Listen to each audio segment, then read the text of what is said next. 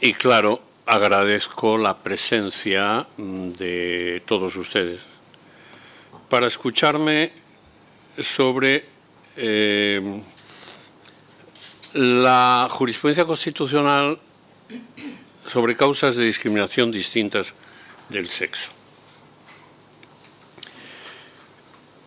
Haré una pequeña introducción y luego mencionaré algunas de esas causas, destacando las que yo considero como sentencias más relevantes sobre cada una de ellas.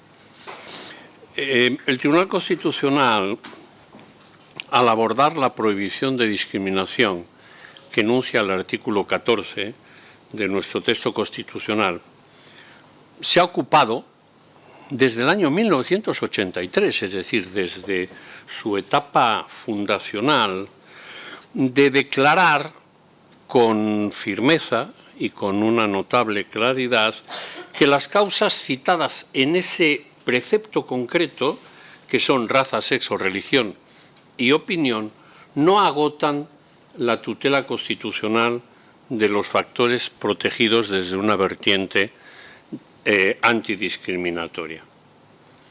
Claro, en verdad no podía el tribunal haber dicho otra cosa, ya que el artículo 14, después de haber mencionado esas causas que yo he enunciado,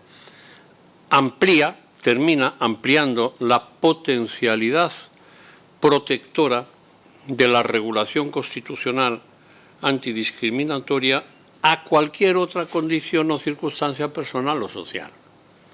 Es decir, que hace un enunciado, tiene una cláusula de carácter general que permite, pues, que cualquier condición social, personal o personal, pueda ser objeto de tutela antidiscriminatoria.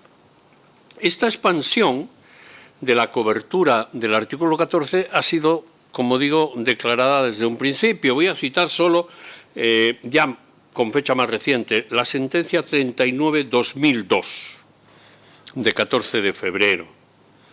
Dice, la virtualidad, leo literalmente, la virtualidad del artículo 14 no se agota, sin embargo, en la cláusula general de igualdad con la que se inicia su contenido, sino que a continuación el precepto se refiere a la prohibición de una serie de motivos o razones concretos de discriminación. Esta referencia expresa tales motivos o razones de discriminación no implica el establecimiento de una lista cerrada de supuestos de discriminación. Más claro. Lejos de contentarse con enunciar la tesis de esta ampliación de una manera abstracta, el Tribunal Constitucional se ha ocupado de resaltarla en numerosos pronunciamientos, acogiendo otras causas de discriminación prohibidas, distintas de la raza, sexo, religión u opinión. En estos momentos solo me interesa citar una como de carácter introductorio. La sentencia 41/2006 es un buen ejemplo de esta jurisprudencia, no solo por ser la primera resolución del Tribunal sobre la prohibición de discriminación por homosexualidad, no solo por sus relevantes contenidos para fundamentar que efectivamente la homosexualidad es una causa, puede ser una causa de discriminación, sino también por la claridad con la que declara la ampliación o expansión de la tutela a otros ámbitos de discriminación reconocibles. Dijo esta sentencia, cita literal, en relación con lo anterior, es de destacar que la orientación homosexual, si bien no aparece expresamente mencionada en el artículo 14 como uno de los concretos supuestos en que queda prohibida un trato discriminatorio, es indubitadamente una circunstancia incluida en la cláusula cualquier otra condición o circunstancia personal o social a la que debe ser referida la interdicción de la discriminación. Bueno, dicho esto, como decía, esta pequeña introducción, yo voy a entrar en el estudio de algunas, no todas, las causas posibles de tutela antidiscriminatoria. Dos observaciones de carácter metodológico. Primero, solo me referiré a la jurisprudencia constitucional. Por tanto, no me referiré ni a la jurisprudencia social, que en ocasiones discrepa, ni a la jurisprudencia europea, que igualmente discrepa o que en algunas ocasiones ha ido más allá. Esa sería la primera observación. Y la segunda observación, que solo me voy a referir a temas laborales, es decir, algunas de estas causas han sido objeto de tratamiento por parte del Tribunal Constitucional, pero por razones distintas a lo laboral, por ejemplo, respecto de lo civil. Yo eso lo daré de lado y me centraré exclusivamente en temas laborales. Empiezo por la nacionalidad. Tienen un singular interés las sentencias 34/2004 y 5/2007, la primera de 8 de marzo y la segunda de 15 de enero. Principalmente porque en un contraste entre ambas, la segunda de ellas precisa una hipótesis en lo salarial, es decir, que acepta la posibilidad de discriminación retributiva por nacionalidad, que no había quedado suficientemente aclarada en la primera, en la 34/2004. La primera, a la 34/2004. El asunto que planteó el recurrente en amparo de nacionalidad española era el siguiente: que se había producido una vulneración de la prohibición de discriminación por nacionalidad porque, trabajando desde 1996 como auxiliar administrativo en la Oficina Comercial de España en Belgrado, percibía por el mismo trabajo que realizaban otras dos trabajadoras auxiliares administrativas de nacionalidad yugoslava, estamos en el 96, que habían sido contratadas en el año 1984, un salario sustancialmente inferior al devengado por estas últimas. Había, por tanto, consideraba el recurrente en amparo, un trato retributivo diferenciado que la Administración, es decir, España, el Gobierno de España, justificaba primeramente en las condiciones e imposiciones de trabajo del régimen yugoslavo y además en las circunstancias laborales de la época en que ellas fueron contratadas, como he dicho, en el 84, alegando asimismo la diversidad de legislaciones aplicables en uno y otro caso.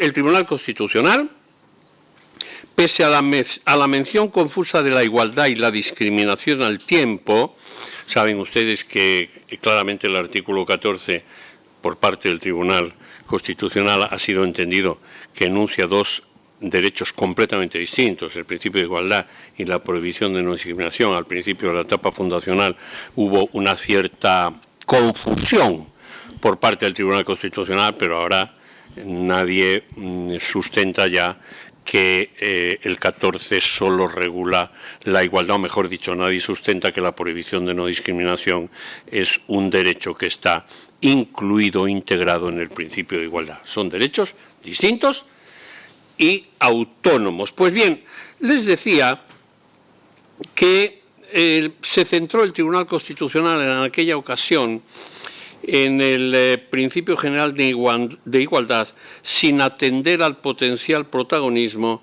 de la dimensión antidiscriminatoria, limitándose a señalar que aquel primer inciso, es decir, citaba solo la igualdad, no la prohibición de discriminación, aquel principio del artículo 14 en lo retributivo no impone, cita literal, en el ámbito de las relaciones laborales una igualdad de trato en sentido absoluto, pues la eficacia en ese ámbito del principio de la autonomía de la voluntad deja un margen en el que el acuerdo privado, la decisión unilateral del empresario, puede libremente disponerse lo sabemos los laboralistas, que el Tribunal Constitucional ha sido enormemente, digamos, voy a utilizar una expresión cuidadosa, prudente, a la hora de establecer la igualdad retributiva, porque dice que la decisión unilateral y el convenio colectivo y tal, pues pueden establecer diferencias.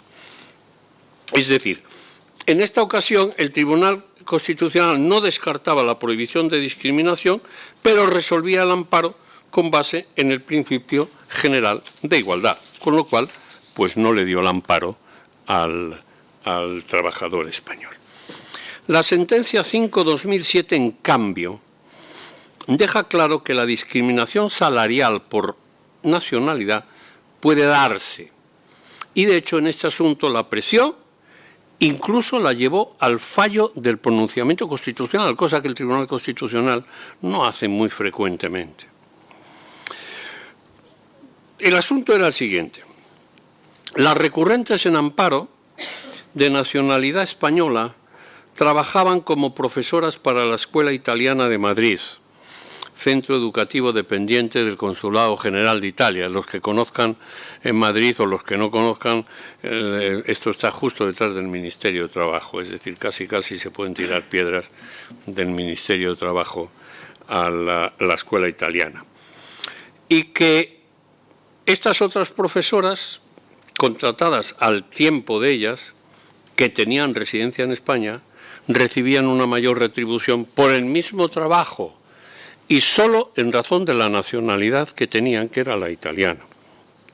Pues bien, en esta ocasión, a juicio del tribunal, la sujeción a normas salariales diferentes, determinantes de otorgar retribuciones distintas en aplicación de una distinta normativa laboral a los trabajadores en función exclusivamente de su nacionalidad, no es justificación suficiente de la diferencia de trato. Constituye prueba de la propia diferencia denunciada, con lo cual pues se confirió el amparo por discriminación salarial por nacionalidad. Orientación sexual. Como referencia principal en este ámbito, pues debe citarse la sentencia 41/2006 de 13 de febrero. Este fue el primer pronunciamiento, no el único, Yo no pretendo agotar todos los pronunciamientos. Este fue el primer pronunciamiento constitucional y, de seguro, el más relevante hasta la fecha sobre discriminación por homosexualidad. El fundamento jurídico tercero de esta sentencia recoge por primera vez una doctrina constitucional sobre la orientación sexual como causa de discriminación prohibida en el artículo 14.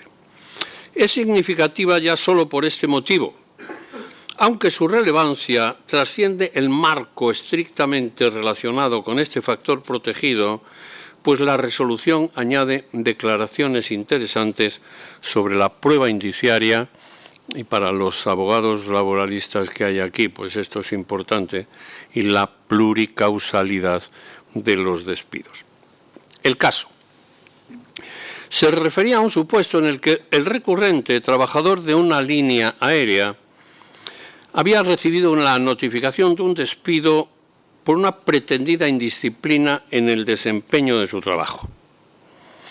La empresa alegaba datos tales como que se había opuesto a realizar determinadas actividades encomendadas a pesar de las instrucciones recibidas por sus superiores, o que había sido crítico con los directivos, contestando con mala actitud a las órdenes recibidas, incurriendo en falta de responsabilidad en el trabajo, etcétera, etcétera. Todas estas cosas que se incluyen en las cartas de despido. Bien, resultó acreditado en el proceso, sin embargo, que su jefe inmediato le había censurado su forma de vestir o que había emitido comentarios despectivos sobre su condición homosexual. Y el trabajador había sufrido ansiedad y había sido tratado médicamente como consecuencia de la extinción de su contrato. Tras el acto extintivo, este trabajador formula demanda, inicialmente prospera, se declara por el juzgado de lo social la nulidad del despido y, consiguientemente, por causa de homosexualidad y, consiguientemente, la reincorporación. Y en su aplicación, la sala del Tribunal de la Sala de lo Social del Tribunal Superior de Justicia interviniente revoca el pronunciamiento de instancia y califica el despido como improcedente. No nos debe extrañar esto, porque las salas de lo social de los TSJ pues suelen andar por ese derrotero, ¿no? A juicio de la sala, pese a los indicios de vulneración del artículo 14 por la condición homosexual, tanto la razonable entidad disciplinaria de las imputaciones contenidas en la carta de despido como el fallido intento de su eficaz prueba procesal impide concluir a favor de la nulidad de una decisión extintiva que solo restrictivamente puede ser considerada. En suma, el TSJ entendió que había incumplimientos contractuales con trascendencia disciplinaria que impedían la apreciación de la nulidad del despido. Es decir, el tribunal ahí casi acepta la existencia de la pluricausalidad de despido, que saben ustedes se produce cuando, además de una violación del derecho fundamental, esa violación concurre con incumplimientos contractuales por el propio trabajador. Pues bien, en ese contexto, el Tribunal Constitucional se ocupa de la discriminación por homosexualidad y no por orientación sexual. Pues el fundamento, de modo que el fundamento dice el Tribunal, el segundo inciso del artículo 14, no radica en evitar situaciones singulares que puedan calificarse en sentido amplio, son palabras suyas, como discriminatorias, sino en lograr la parificación en ámbitos y respecto de colectivos tradicionalmente relegados social y jurídicamente.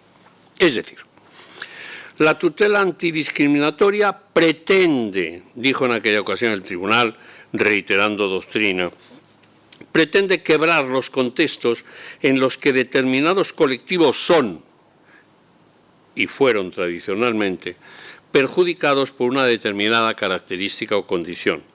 Se trata, por tanto, de colectivos estructuralmente discriminados y no ya coyunturalmente discriminados. En otras palabras, no es concebible la discriminación en sentido constitucional estricto por orientación sexual, sino por homosexualidad, dado que únicamente quienes tienen esta orientación sexual han resultado tradicional y estructuralmente discriminados, como ocurre en el género con las mujeres y no con los varones.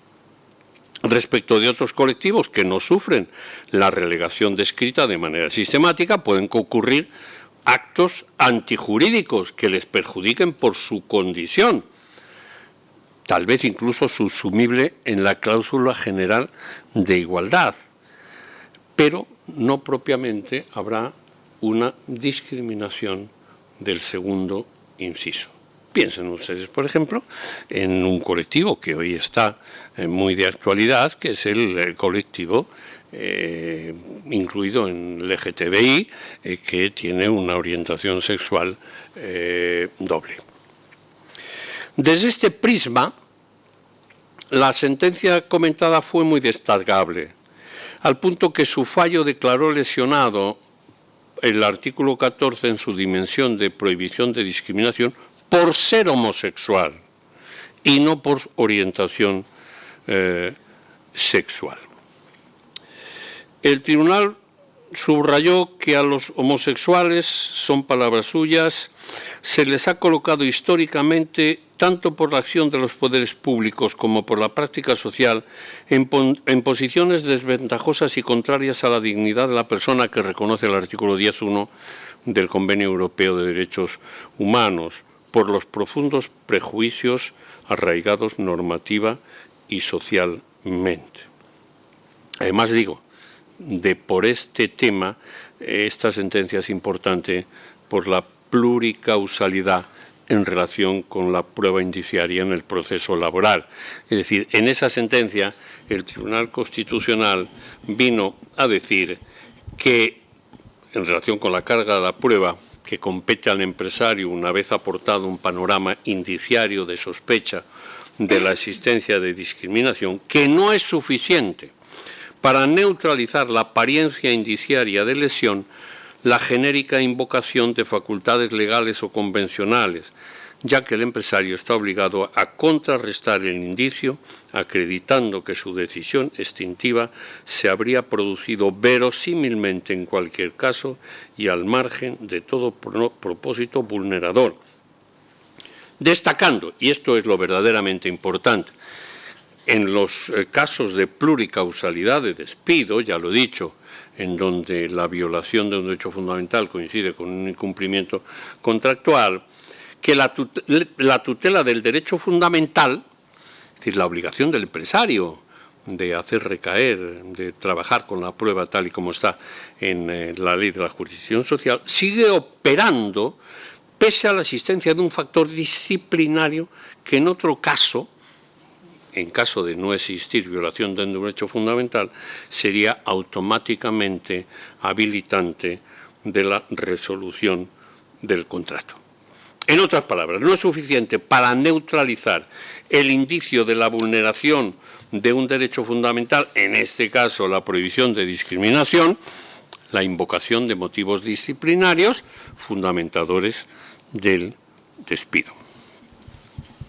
Tiene también relevancia, paso a otro tema, de la discriminación por orientación sexual, la sentencia 41-2013 y en su misma línea la sentencia 81-2016. No resolvieron recursos de amparo, seguro las conocen ustedes suficientes, sino que resolvieron cuestiones, mejor dicho, de inconstitucionalidad. Una y otra sentencia declararon la inconstitucionalidad y nulidad de la letra C de la disposición adicional tercera de la Ley 4/2007 de Seguridad Social. ¿Qué decía esta? Este precepto decía que establecía la exigencia de que el causante y el beneficiario de la pensión de viudedad tuvieran hijos comunes para tener derecho a la misma en caso de convivencia de hecho. El Tribunal Constitucional, con toda razón, a mi juicio, y yo ya estaba en el Tribunal Constitucional, por tanto fui partícipe de esta decisión, entendió que la exigencia de que el causante y el supérstite tuvieran hijos comunes, entre otras cosas, impedía a los hijos comunes de varones que tenían relación de hecho o estaban casados el poder recibir esa prestación de orfandad. Discapacidad. Aquí la sentencia probablemente la más relevante es la 62/2008.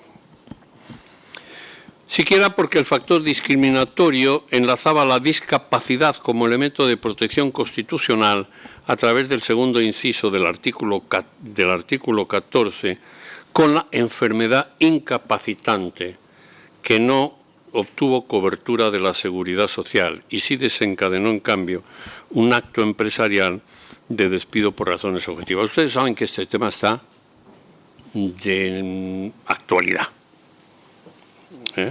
Está de actualidad en la medida en que el Tribunal de Justicia Europeo, el Tribunal Supremo, el Tribunal Constitucional han tenido que pronunciarse sobre si la aplicación del artículo 52C, me parece que es,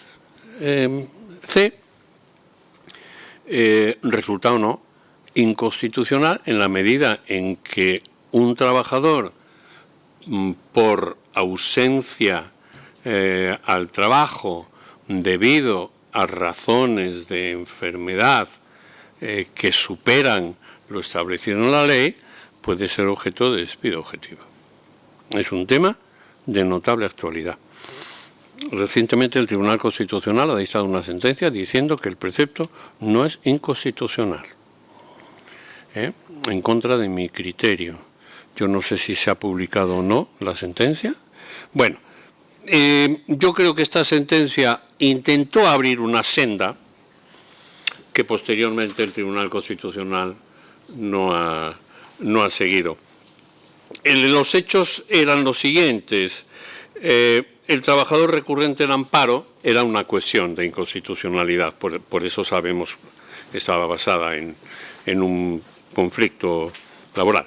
Los hechos describían que el trabajador recurrente en amparo prestaba actividad como albañil mediante un contrato fijo de obra y que su relación laboral había cesado por una supuesta transgresión de la buena fe contractual, ya que la empresa aducía que no se le pusieron de manifiesto en el momento de la contratación las dolencias cervicales crónicas que determinaron en el pasado que el trabajador sufriera bajas laborales en las relaciones contractuales que mantuvo con otras empresas. Quedaba acreditado, en efecto, que había tenido diversos estados de incapacidad temporal probados, así como que el Instituto Nacional de Seguridad Social había negado la pretensión de que se le declarase en situación de invalidez permanente, aunque el trabajador lo llegara a solicitar en más de una ocasión.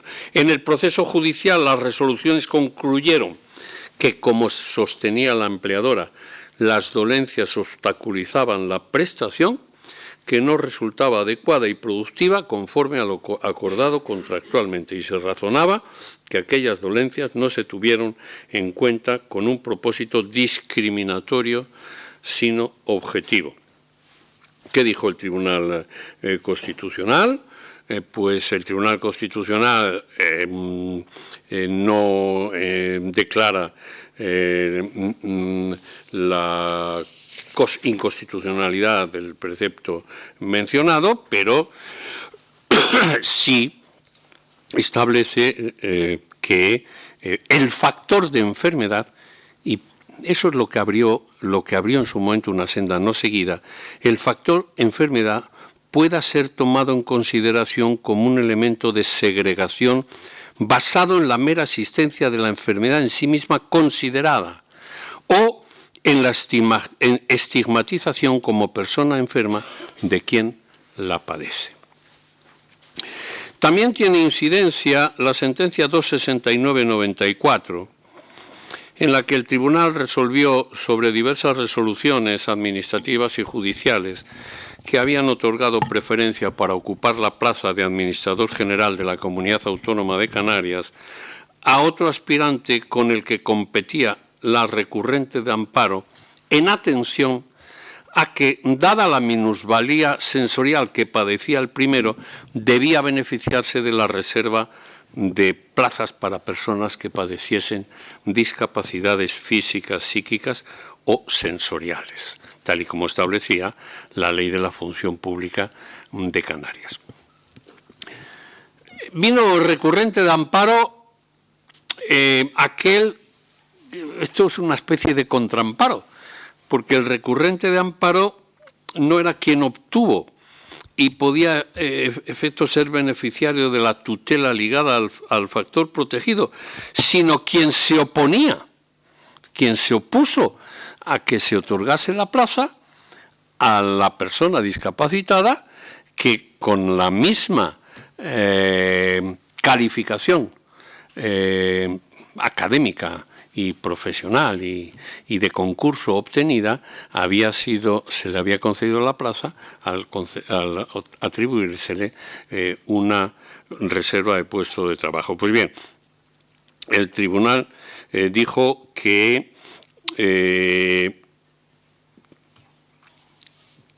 lo decidido e impugnado no podía entenderse como discriminatorio, afirmando que la minusvalía física puede constituir una causa real de discriminación y puede tener sensibles repercusiones para el empleo de los colectivos afectados. Señaló, cita textual suya, la adopción de medidas promocionales de la igualdad de oportunidades de las personas afectadas por diversas formas de discapacidad, tienden a procurar la igualdad sustancial de sujetos que se encuentran en condiciones desfavorables de partida. Y eso es lo que busca la discriminación, la prohibición de discriminación. Es decir, que los colectivos marginados se encuentren en una situación de igualdad de oportunidades que aquellos otros que no padecen ningún tipo de discriminación. Edad. El Tribunal Constitucional sobre la edad ha pronunciado numerosas resoluciones y además muy variadas. Ya una muy antigua, la 7583, dijo que la edad no es de las circunstancias enunciadas en el artículo 14, pero no ha de verse aquí una intención tipificadora cerrada que excluya cualquier otra de las precisadas, pues en la fórmula del indicado precepto se alude a cualquier otra condición personal o social de la que puede predicarse la edad. Entre los pronunciamientos, la sentencia 280-2006, que se ocupó de la situación previa a la derogación de la debatida disposición adicional 10ª de la Ley del Estatuto de los Trabajadores en cuanto al cese de un trabajador por jubilación forzosa en virtud de lo prevenido en un convenio colectivo. El recurrente era empleado de gas natural y se le comunicó el acuerdo, se le comunicó que de acuerdo con el convenio colectivo se iba a producir una baja por jubilación pese a contar con 63 años. Él empezó el proceso judicial, alegó que la derogación de la disposición había tenido lugar antes de que él cumpliera los 63 años, que no le era afectado. El Tribunal Constitucional considerando que la citada derogación, además, la prohibición de que los convenios colectivos se establecieran, implicaba una restricción de la negociación colectiva, impidiéndose el establecimiento de una obligación de jubilación que resultaba limitativa y vulnerándose, por tanto, la prohibición de discriminación por razón de sexo. El tribunal, ya lo había dicho con anterioridad, declaró que no cabe descartar el establecimiento de una jubilación forzosa en la negociación colectiva siempre que, de acuerdo con la normativa aplicable, el afectado pueda acceder a la pensión de jubilación y que, con ocasión del cese, se abra una oportunidad de trabajo para otra persona. Concretamente, pocos meses después, la sentencia, poco tiempo después, la sentencia 66-2015, pues volvió a referirse sobre este tema en donde estaba implicado el Instituto Valenciano de Vivienda, que había alcanzado un acuerdo con los trabajadores en virtud del cual había de despedirse, cesarse en el trabajo a 211, y estos trabajadores entendían que la selección de los 211 se había efectuado por razón de la edad. Ellos alegaban que todo esto afectaba al expediente de regulación de empleo y que efectivamente había una discriminación por razón de edad. El tribunal vuelve a declarar que un acuerdo como este no es contrario al artículo 14, siempre que vaya acompañado de medidas efectivas. ¿Cuáles son esas medidas efectivas? El tribunal en esta sentencia las cita. Primero, la obligación de abonar las cuotas destinadas a la financiación de un convenio especial en los términos previstos por la Ley General de Seguridad Social. Segundo, una vez agotada la prestación por desempleo, los trabajadores mayores de 55 que no tengan rentas de cualquier naturaleza superior al 75% del salario mínimo interprofesional y que la renta media de su unidad familiar no supere tampoco, pueden percibir un subsidio por desempleo hasta cumplir la edad para acceder a la jubilación. Tercero, que la empresa hubiera establecido, en el caso, determinadas mejoras voluntarias de la prestación por desempleo para los trabajadores de mayor edad que incrementaban su duración cuanto mayor fuera la edad del trabajador, evitando así un perjuicio desproporcionado respecto de su situación en activo. El Tribunal también se ha ocupado de diversas leyes, de analizar diversas leyes autonómicas. Esto no es estrictamente laboral, pero bueno, afecta indirectamente, sobre la prohibición a los farmacéuticos mayores de 65 años de participar en el procedimiento para la autorización de una oficina de farmacia. El Tribunal, en distintas sentencias, declaró que esas prohibiciones resultaban contrarias al artículo 14 y, por tanto, declaró inconstitucionales y nulos los preceptos de las leyes autonómicas que establecían ese límite de 65 para solicitar la autorización de la apertura de una oficina de farmacia. Bueno, el tiempo va pasando. Nacimiento. Por nacimiento, la sentencia más importante es la 154/2006, de 22 de mayo, que se ocupa de una discriminación por filiación. Es sin duda alguna la resolución más sobresaliente por su construcción y su conclusión. En este proceso judicial se analizaba la percepción y la cuantía de la indemnización a tanto alzado por muerte causada en accidente de trabajo. El trabajador fallecido formaba parte de una relación de hecho con la recurrente en amparo, con quien tenía un hijo, denunciando la recurrente en amparo, la superstite, ante el Tribunal Constitucional que la respuesta judicial discriminaba al menor por su filiación extramatrimonial, con lo que se lesionaba el artículo 14 en su asociación con los artículos 39.2 y 41, ya que se denegó al hijo de la pareja un derecho propio en su situación de orfandad. Y ello pese a que había una situación asimilable si se concedería el derecho, si hubiera sido concedido el derecho a un hijo nacido de una relación matrimonial. La sentencia, digo, es muy destacable por muchas razones. Aquí hay una interesante, pero no me voy a detener en ello, vinculación entre el artículo 14, que está ubicado, claro, como lo sabemos, entre los preceptos que permiten la formulación, la interposición de recursos de amparo. Su violación permite la tutela mediante recurso de amparo, y otros preceptos que están incluidos en los principios rectores de la política social y económica, entre otros el 39.2 y el 41. Una vez más, el Tribunal abre aquí una senda muy importante que luego, pues, parece que no ha fructificado. Pues bien, en todo caso, el Tribunal entendió que en este caso no había discriminación directa, pero sí existía una discriminación indirecta, es decir, un impacto negativo y un impacto indirecto negativo en los hijos extramatrimoniales pese a la regulación formalmente neutra.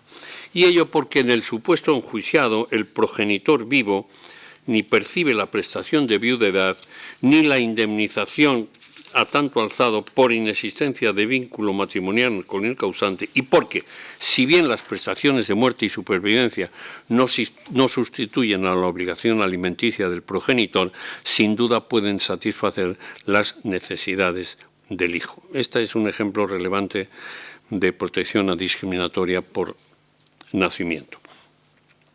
Fuera del ámbito del amparo y sin entrar en otros sectores del ordenamiento como el civil, ya lo he dicho, merece mención la sentencia 200/2001, que resolvió la cuestión de inconstitucionalidad elevada al Pleno por la Sala Primera del Tribunal Constitucional. Fue una cuestión de inconstitucionalidad en relación con el artículo 41.2 del Real Decreto Legislativo de Clases Pasivas.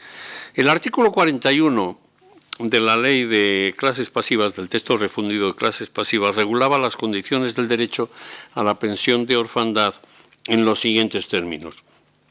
Tendrán derecho a la pensión de orfandad los hijos del causante de los derechos pasivos que fueran menores de 21 años o que, siendo mayores de dicha edad, estuvieran incapacitados para todo trabajo antes de cumplirla y tuvieran derecho al beneficio de la justicia gratuita. Su apartado segundo también señalaba que, a los efectos de este texto, la relación paterno-filial comprende tanto la matrimonial como la no matrimonial, así como la legal por adopción plena. Pero matizaba posteriormente, en un inciso, que para que la adopción pudiera surtir efectos pasivos resultaba preciso que el adoptante hubiera sobrevivido 2 años al menos desde la fecha de la adopción. Pues bien, el precepto incorporaba un requisito adicional y condicionante del derecho de los hijos adoptivos que pretendieran el acceso a la pensión de orfandad, que el adoptante hubiera sobrevivido 2 años, al menos desde la fecha de la adopción, que hubiera sido adoptado 2 años con anterioridad. Resulta curioso cómo en esta cuestión, en este proceso, el abogado del Estado defendía la constitucionalidad del artículo 41 de la Ley de Clases Pasivas, invocando que lo que pretendía era evitar fraudes, un fraude legal. Y entonces el Tribunal Constitucional declaró lo siguiente. Dijo, con el fin de evitar un posible fraude, se priva de pensión a todos aquellos hijos adoptados que hayan quedado huérfanos en este periodo.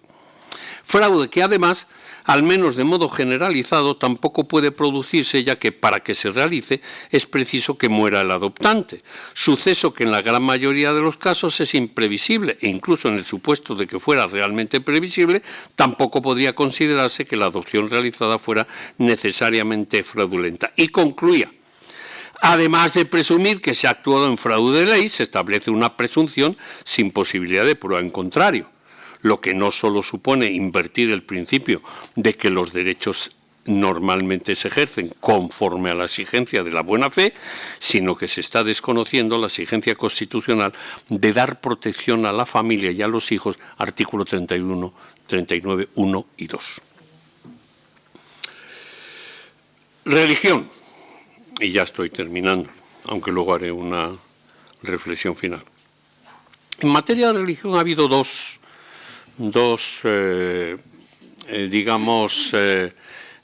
temas genéricos de conocimiento del Tribunal Constitucional. El primero, a la determinación de las condiciones de trabajo en caso de concurrencia de un factor religioso invocado por el trabajador.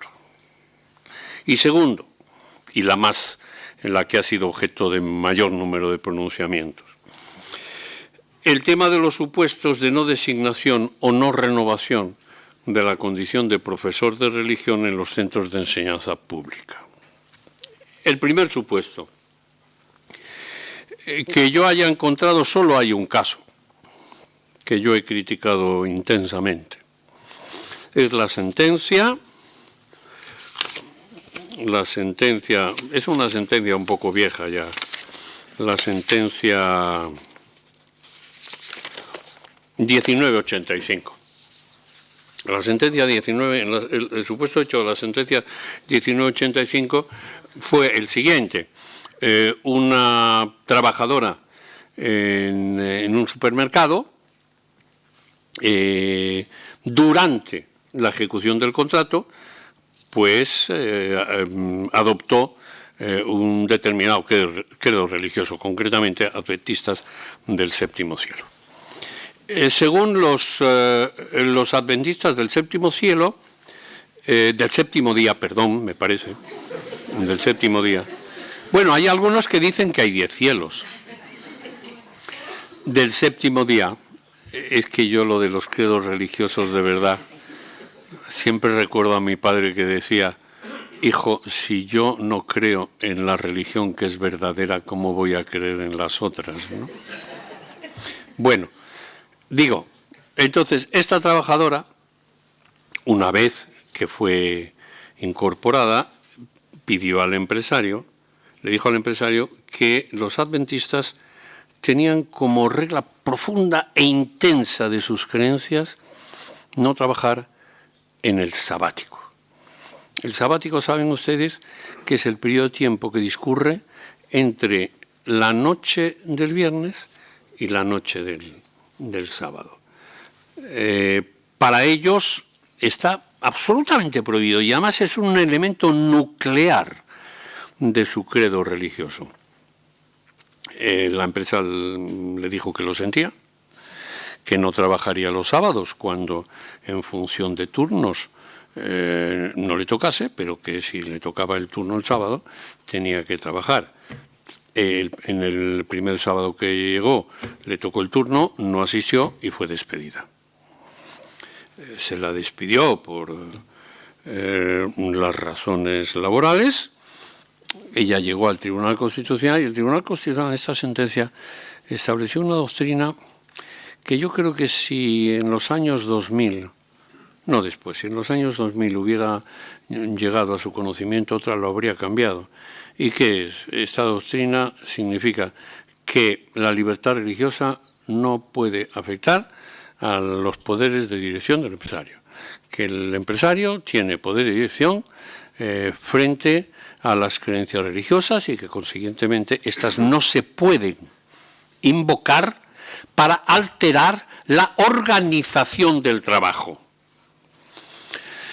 Insisto, luego no ha habido más pronunciamientos sobre este tema, aunque yo creo que en la época 2000, cuando se modifican los años 60, el criterio este de que el poder de organización del trabajo lo puede todo respecto de los derechos fundamentales, que luego se retorna en esta década. No ha habido más y queda ahí esa sentencia como, bueno, como ejemplo de lo que no debiera suceder, entre otras cosas porque el Tribunal Europeo de Derechos Humanos, no digo nada porque no quiero hablar de ellos. La segunda, ¿qué ha venido pasando han sido numerosos, con aquellos profesores o profesoras de religión en los centros de enseñanza pública? Como saben ustedes, los profesores de religión en centros de enseñanza pública son contratados, designados, elegidos por el obispo correspondiente, que les renueva periódicamente. Ha habido casi una docena de pronunciamientos. En síntesis, estos pronunciamientos han declarado que las confesiones religiosas tienen libertad de determinación de los contenidos de las enseñanzas religiosas y de los requisitos de cualificación para ser contratado como profesor de su religión. No obstante, el juicio sobre la idoneidad de las personas que hayan de impartir la enseñanza no es un examen estrictamente de los conocimientos dogmáticos o de las aptitudes pedagógicas.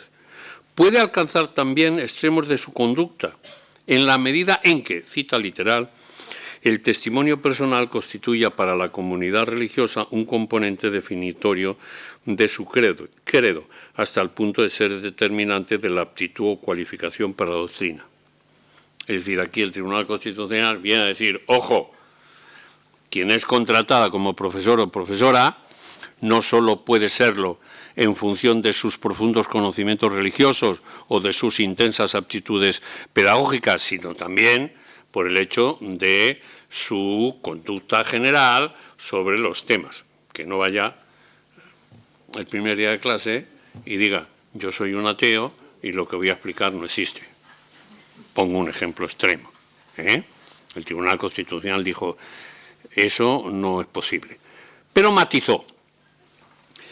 Este juicio de idoneidad, y se produce en un caso de frontera, claro, debe operar dentro de la observancia de los derechos fundamentales y libertades públicas y del sistema de valores y principios constitucionales, es decir, dentro del necesario respeto a la Constitución. En concreto, como diría la sentencia 140/2014, tal libertad no es en modo alguno absoluta, como tampoco lo son los derechos reconocidos en el artículo 16, ni en ningún otro precepto de la Constitución, pues en todo caso han de operar las exigencias inexcusables de indemnidad del orden constitucional.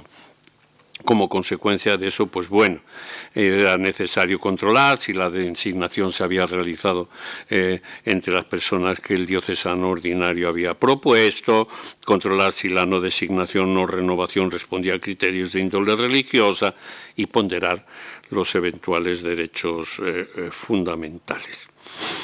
El Tribunal Constitucional, ya en fechas más recientes, pues ha aprobado alguna sentencia que tiene algún voto particular mío que viene a limitar de algún modo pues esta doctrina general que ya en sí misma procura ponderar y conjugar de un modo enseñanza religiosa y otro de derechos fundamentales, y además lo hace de una manera oblicua. Y termino con una conclusión.